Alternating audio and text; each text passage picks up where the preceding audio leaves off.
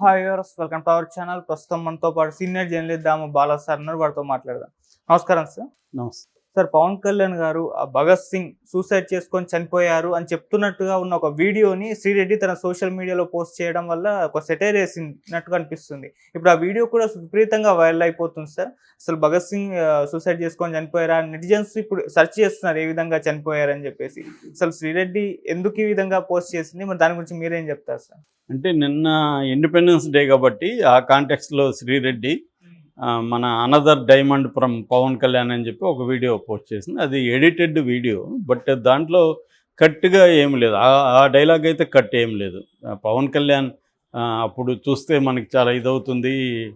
1931లో 23 ఏళ్ల వయసులో భగత్ సింగ్ ఆత్మహత్య చేసుకొని చనిపోయాడు అని చెప్తున్న ఇదైతే ఉంది. గతంలో కూడా ఇది పాపులర్ అయింది. అప్పుడు కూడా ఇప్పుడు స్వతంత్ర 78వ ఇండిపెండెన్స్ డే వచ్చింది కాబట్టి నిన్న ఈ కాంటెక్స్ట్లో శ్రీరెడ్డి మళ్ళీ పవన్ కళ్యాణ్ది another diamond from our deputy CM అని పెట్టింది. అంటే ఈయన అజ్ఞానం ఇలా ఉంటుంది అన్నట్టుగా శ్రీరెడ్డి. అంటే శ్రీరెడ్డి ఎప్పుడు కూడా ఆమెకు పవన్ కళ్యాణ్ మీద కోపం ఉంది. పవన్ కళ్యాణ్ మీద, తెలుగుదేశం మీద తాను వైసీపీ సపోర్టర్గా చెప్పుకుంటుంటుంది. కానీ వైసీపీ ఎప్పుడు అఫీషియల్గా ఆమెను డిక్లేర్ చేసినట్టుగా లేదు.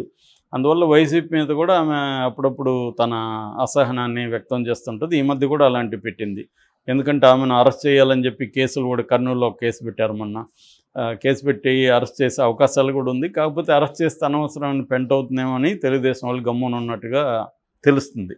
ఎందుకంటే ఉమెన్ రేపు పొద్దున ఏదైనా అయితే మళ్ళీ అనవసరంగా మనకి ఇబ్బంది వస్తుందని సైలెంట్గా ఉన్నారు తప్ప ఎక్కడో చోట అయితే ఆమె నిరికిచ్చే కార్యక్రమం చేయొచ్చు. ఏదేమైనా శ్రీరెడ్డి ముందు నుంచి కూడా పవన్ కళ్యాణ్ మీద టార్గెట్ చేస్తుంది. సో ఇదైతే పవన్ కళ్యాణ్ ఇలాంటి మామూలుగా ఒక్కొక్కసారి ఫ్లోలో తప్పు చెప్పొచ్చు, లేదు తనకి గుర్తుండకపోవచ్చు ఆయన భగత్ సింగ్ ఎలా చనిపోయాడని జరగచ్చు. కాకపోతే భగత్ సింగ్ గురించి చిన్నప్పుడే మనం అందరూ చదువుకున్నాం. భగత్ సింగ్ని ఉరితీశారనేది అందరికీ తెలుసు. సో అయితే భగత్ సింగ్ ఎందుకు ఉరితీశారు ఏందని సినిమాలు కూడా వచ్చాయి. భగత్ సింగ్ మీద 3-4 సినిమాలు వచ్చాయి హిందీలో.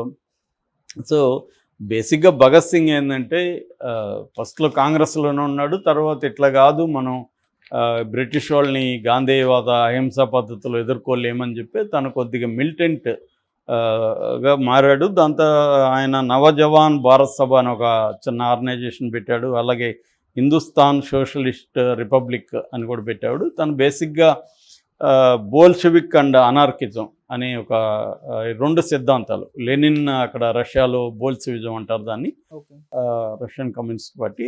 దాంతో ఆయన ఇన్ఫ్లుయెన్స్ అయ్యాడు. జైల్లో కూడా ఆయన చనిపోకముందు కూడా లెనిన్ పుస్తకాలు చదువుతున్నట్టు ఉంది. అట్లాగే అనార్కిజం అనేది అప్పట్లో ఒక సిద్ధాంతం ఉంది. అంటే స్టేట్ అనేది ఉండకూడదు, రాజ్యం అనేది ఉండకూడదు అని కొంతమంది అనార్కిస్టులు ఉద్యమాలు నడిపారు. ముఖ్యంగా అమెరికాలో ఉద్యమం నడిపారు. దాని మీద మా ఫ్రెండ్ చంద్రశేఖర్ కూడా తెలుగులో బుక్ కూడా రాశాడు. అలాగా ఈ 2 ఉద్యమాల ప్రభావం ఆయన మీద ఉందన్నమాట. అయితే ఈయనకి ఉరిశిక్ష పడ్డానికి కారణం ఏంటంటే ఒక మిస్టేకన్ మర్డర్ అంటారు. మిస్టేకన్ మర్డర్ అంటే లాలా లజపతి రాయ్ అని ఒక లాల్ పాల్ బాల్ అంటారు. మన పాల్ ముగ్గురు ప్రధానంగా ఉండేవాళ్ళు గాంధీకి ముందు.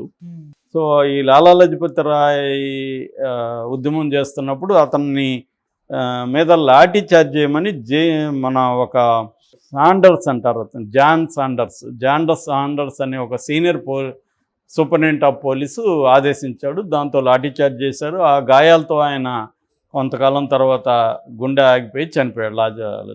సో ఈ లాలా లజపతి రాయ్ చనిపోవడానికి ఈ జాన్ శాండర్స్ కారణం అని చెప్పి భగత్ సింగ్ ఏం చేశాడంటే ఇతన్ని చంపాలని ప్లాన్ చేశాడు.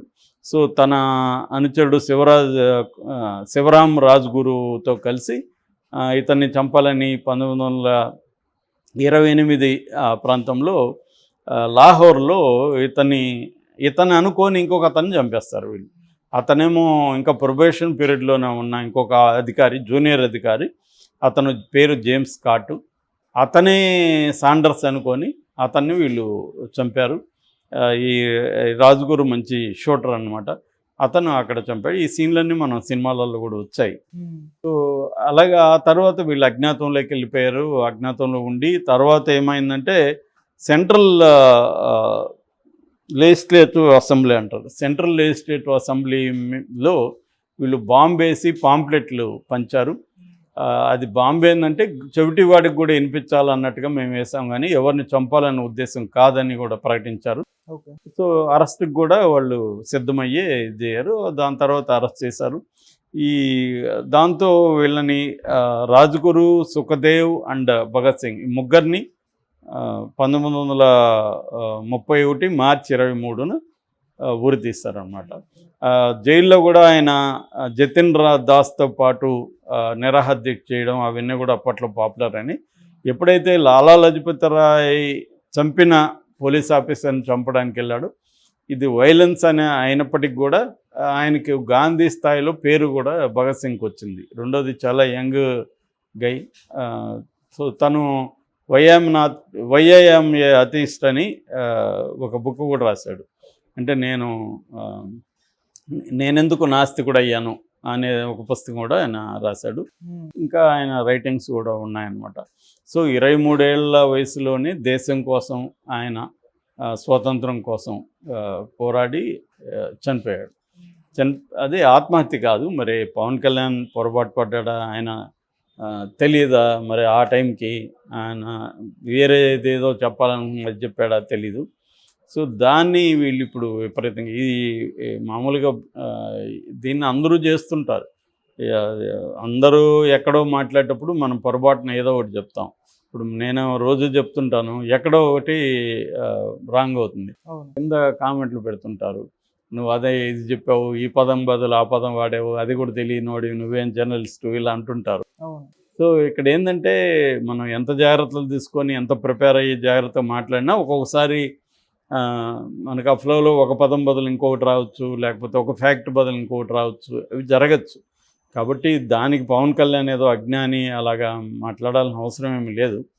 కాకపోతే ఇది భగత్ సింగ్ విషయంలో జరిగింది కాబట్టి అందరికీ అంటే ఉరి అనేది చాలా భగత్ సింగ్ లాంటి వాడిని ఉరి వేసిన విషయం కూడా ఇతనికి తెలీదా అన్నట్టుగా ఇప్పుడు దీన్ని వైసీపీ వాళ్ళు విపరీతంగా శ్రీరెడ్డి దాన్ని ప్రచారం చేస్తున్నారు.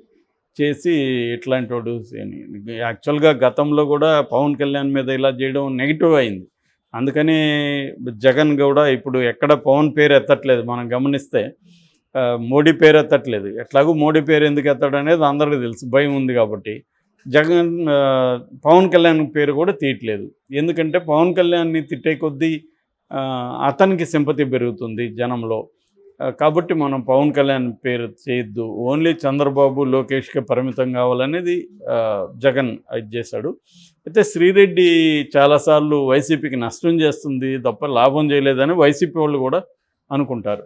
ఎందుకంటే ఇప్పుడు జనరల్గా ఓవరాల్గా జగన్ పాలసీ ఏంది, పవన్ కళ్యాణ్కి పేరు ఇచ్చేయడం, అతన్ని విమర్శించడం మనం ఆపాలి అనేది అనుకున్నప్పుడు శ్రీరెడ్డి నిజంగా వైసీపీకి మేలు చేయాలంటే ఇట్లాంటి వీడియోలు పెట్టకూడదు. పెట్టినప్పుడు ఏమవుతుంది, ఆ ఉద్దేశం పోతుంది.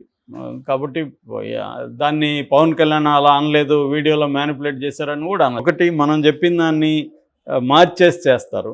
రెండు, మనం నిజంగానే చెప్పున్నా కూడా మార్చేసి చేశారని కూడా తప్పించుకోవచ్చు. నేను అలా చెప్పలేదు, వాళ్ళు మార్చేశారని కూడా అనొచ్చు.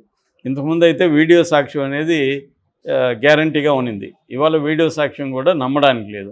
ఎందుకంటే సింపుల్ టెక్నాలజీ ఏఐ వచ్చేసి నాకు ఏమన్నా చేయొచ్చు. మన ఇద్దరు వీడియో తీసి నా ప్లేస్లో ఇంకొకరిని పెట్టేసి నీతో మాట్లాడుతున్నట్టు పెట్టేయచ్చు. సో నేను ఆ రోజు లేను అని చెప్పేయచ్చు. వీడియో చూడండి, కావాలంటే ఆ డేట్ చూడండి, నేను ఆ రోజు ఆఫీస్కి రాలేదు అని చెప్పచ్చు. కాబట్టి ఇలాగా డీప్ఫేక్ టెక్నాలజీ వల్ల నిజంగా పవన్ కళ్యాణ్ చెప్పాడా లేదనేది మనం గ్యారంటీకి చెప్పలేము. ఏదేమైనా భగత్ సింగ్ కాన్సెప్ట్లో ఇది తీసుకున్నాడు కాబట్టి దీని మీద చర్చ నడుస్తుంది. Okay sir, thank you so much.